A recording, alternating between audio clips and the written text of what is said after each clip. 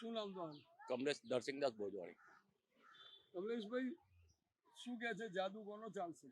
જાદુ એક જ માણસ છે ને.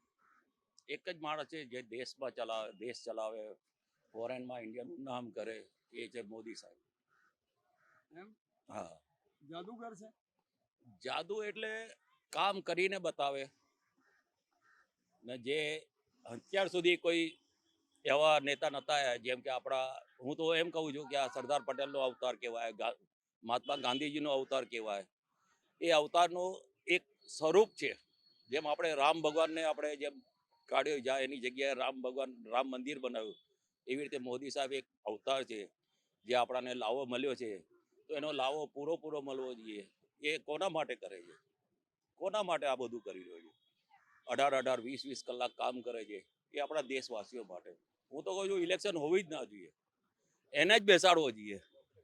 જે છે એ જ ચાલવો જોઈએ.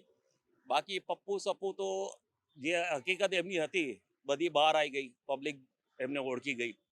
પહેલા પબ્લિક નથી ઓળખતી, હવે ઓળખી ગઈ છે. એટલે વિરોધ પક્ષ કે એ બધું એની જગ્યા છે. બાકી હું તો કહું છું મોદી સાહેબ એમને ભગવાન કરે મોટી ઉંમર આપે, અમારી બી ઉંમર એમને લાગે, આવું દેશનું નામ ભારતમાં નહીં પણ વર્લ્ડમાં આપણું નામ રહે.